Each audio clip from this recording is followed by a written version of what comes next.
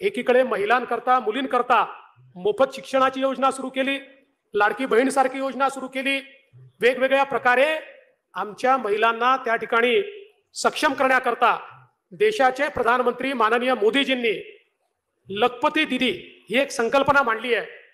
महाराष्ट्रामध्ये पहिल्या टप्प्यात 11 लाख झाल्या, आता 15 लाख झाले आहेत। पुढच्या 2 ते 3 वर्षामध्ये 50 लाख आमच्या बहिणींना आम्हाला लखपती दीदी त्या ठिकाणी बनवायचं आहे। लखपती दीदी म्हणजे एकदा लाख रुपये कमवले असं नाही, दर वर्षाला जी 1 लाखापेक्षा जास्त रुपये कमावते स्वतःच्या भरोशावर तिला लखपती दीदी म्हणतो।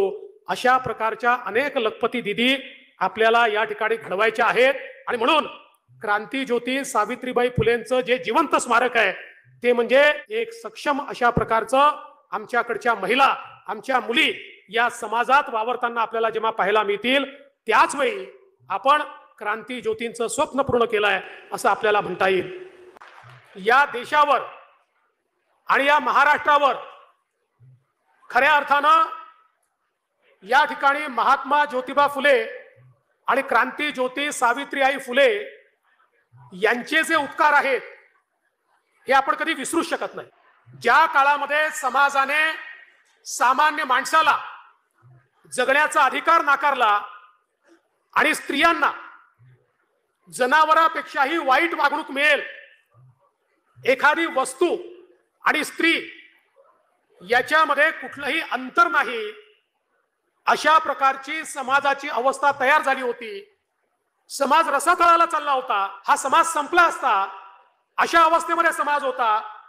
त्यावेळी खऱ्या अर्थानं या समाजामध्ये विषमता दूर करून समतेचं बीजारोपण झालं पाहिजे आणि समाजातल्या स्त्रियांना जगण्याचा अधिकार मिळाला पाहिजे। याची मुहूर्तमेढ जर कोणी केली असेल तर ती महात्मा ज्योतिबा फुले आणि क्रांती ज्योती सावित्रीबाई फुलेंनी त्या काळामध्ये केली।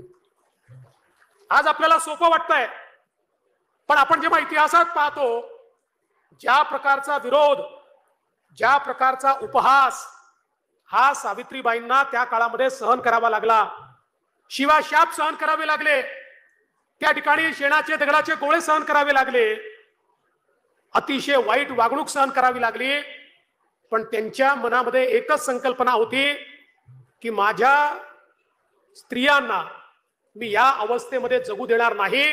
कारण त्यांच्या मनात हे पक्क होतं की शिक्षणाचा अभाव यामुळे समाज गुलामगिरीकडे चाललेला आहे आणि या गुलामीतनं आणि गुलामगिरीच्या मानसिकतेतनं स्त्रियांना आणि समाजाला बाहेर काढायचं असेल तर मला शिक्षण त्यांच्यामध्ये रुजवावं लागेल।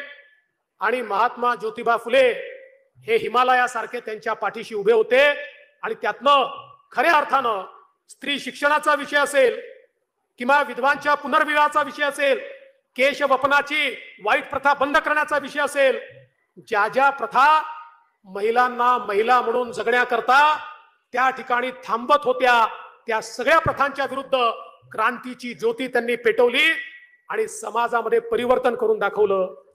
खरं म्हणजे महात्मा ज्योतिबा फुले तर युग प्रवर्तक होते, ते द्रष्टे होते। त्यांच्या जीवनामध्ये जे जे काही त्यांनी केलं, जे लिहिलं, जे सांगितलं, जे करून दाखवलं, सगळ्या गोष्टी उत्तमच केल्या। पण हे सगळं करत असताना एक गोष्ट जी त्यांच्याकडनं शिकण्यासारखी आहे, ज्यावेळी त्यांना विचारलं की आपण सावित्रीबाईंच्या मागे उभा होतात म्हणून सावित्रीबाई हे करू शकल्यात, त्यावेळी महात्मा ज्योतिबा फुले म्हणाले हे खरं नाही आहे। अनेक चळवळी अशा आहेत की ज्या चळवळींमध्ये सावित्रीबाई माझ्या पुढे होत्या, त्यांच्या पाठीशी मी होतो, त्यांच्यामुळे त्या चळवळी मी करू शकलो, किंबहुना माझंही नेतृत्व त्या चळवळींमध्ये हे सावित्रीबाईंनी केलं हे सांगण्याचं धारिष्ट देखील महात्मा ज्योतिबा फुलेंमध्ये होतं। आणि म्हणूनच यांचं जे चरित्र आहे ते आपल्याला प्रेरणा देणार आहे। आज खरं म्हणजे कोणीही एका भाषणामध्ये, एका कार्यक्रमामध्ये त्यांनी केलेल्या कार्याचा गौरव करू शकत नाही, पण जी थोर माणसं असतात, जी युगप्रवर्तक असतात, त्यांचं कार्य कधी संपत नसतं। ते त्या त्या काळानुसार ते कार्य लोकांमध्ये रुजवत राहायचं असतं। आणि म्हणूनच आज आपण ज्यावेळेस स्मारक बनवण्याचा निर्णय करतो, स्मारक हा केवळ पुतळ्यापुरतं मर्यादित नाहीये। पुतळे तर आपण अनेक करतो, त्या पुतळ्यांवर जाऊन आपण त्यांचं स्मरण देखील करतो, पण स्मारक पुतळ्यांसोबत विचारांचं देखील